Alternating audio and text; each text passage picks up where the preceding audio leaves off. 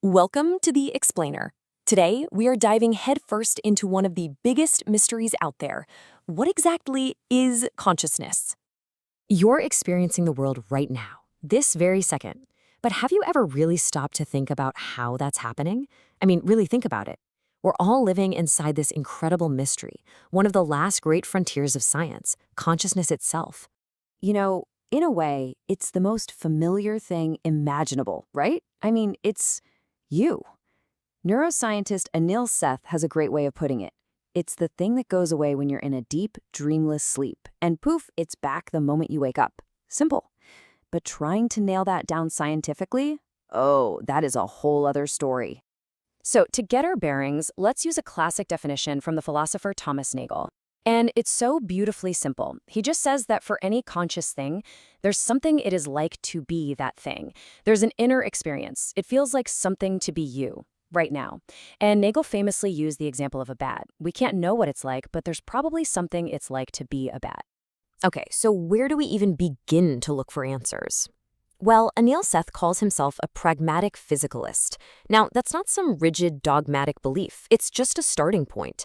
It's saying, look, if we're going to get anywhere with this, let's start with the physical stuff we know is involved, the brain, the body. Let's start there. All right, so if consciousness lives in the brain, then logically we should be able to see its footprints with all our fancy modern technology, right? Let's take a look. And we do have some incredible tools. You've got fMRI, which is amazing at showing us where in the brain something is happening. Then you've got EEG, which is fantastic at telling us when it's happening with incredible precision. But, and this is a big but, there's always a trade-off. You get the where but lose the when, or you get the when and lose the where. You just can't get both at the same time. And that trade-off is a huge deal, because the problem with the brain isn't just that it's small or hard to get to. It's the sheer mind-boggling complexity. We're talking about roughly 86 billion neurons, and each one of those is like its own little complex machine. We just don't have anything that can track all of that at once. Anil Seth has this perfect analogy for it.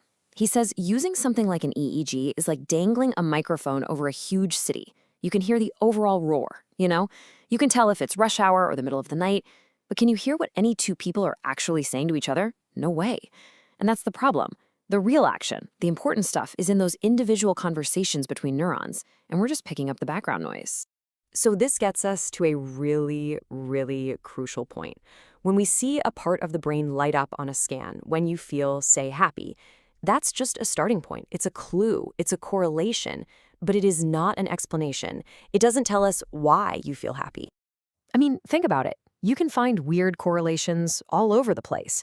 Like someone actually found a correlation between the price of cheese in Wisconsin and the divorce rate in France.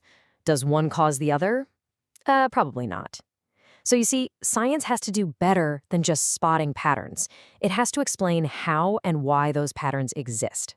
So how do we get from correlation to a real explanation? Well, there's this powerful idea called emergence, and it's a way of understanding how a whole can be way more than the sum of its parts without needing any magic or spooky stuff. Okay, the perfect example of emergence, a flock of starlings, those incredible swirling patterns they make in the sky, it's called a murmuration. Now get this, there's no leader bird. No one is in charge. Each individual bird is just following a few super simple rules, like stay close to your neighbors, but don't crash. And from those simple, local rules, this breathtaking, complex, almost intelligent global pattern just emerges. So what if consciousness is like that? A massive global pattern emerging from the simple, local chit-chat of 86 billion neurons. And this, of course, brings us to the elephant in the room, the question on everyone's mind right now. Artificial intelligence. If an AI gets so good that you literally can't tell if you're talking to it or a person, does that mean it's conscious? For a long time, the main metaphor we've used for the brain is a computer. And look, it's been a super useful metaphor. It's been a great map to help us explore. But Anil Seth gives a really important warning here. We can't mistake the map for the actual territory. If we start thinking the brain is a computer, we might completely miss what makes it so unique. Because when you actually look at them side by side, brains and computers are fundamentally different beasts. The brain is living, squishy, self-repairing wetware. A computer is static hardware. In the brain, there's no real distinction between hardware and software. It's all tangled together. But the biggest difference of all? A computer's job is to process information. A brain's number one, non-negotiable primary job is to keep its body alive. And that right there is the absolute heart of the matter. An AI like ChatGPT might get ridiculously good at mimicking us. It can be incredibly persuasive. But persuasive mimicry is not the same thing as genuine inner experience.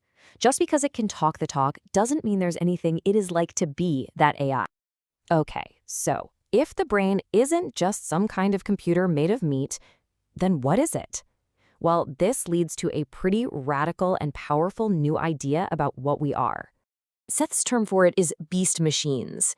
And the idea is that consciousness isn't some clever software running on our brain. Instead, it's a property of being a living system. It's deeply, fundamentally tied to all the messy biological stuff, our physiology, our metabolism, all the things our body does 24/7 just to stay alive. And this is such a huge distinction. Yeah, you could program a robot with a rule. If battery is low, find charging station.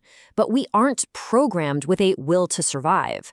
We are the process of survival. It's in every fiber of our being, from our hearts beating to our cells constantly repairing and replacing themselves. And that leads to a pretty mind-bending final thought from Seth. If consciousness is completely tangled up with the process of being alive, then maybe, just maybe, to create a truly conscious AI, you'd first have to create real artificial life. Wow. I mean, that just changes the entire conversation, doesn't it? It suggests our minds aren't just abstract programs, but they are born from our biology, from the incredibly complex, fragile, and amazing business of staying alive. Which leaves us with a final question to chew on.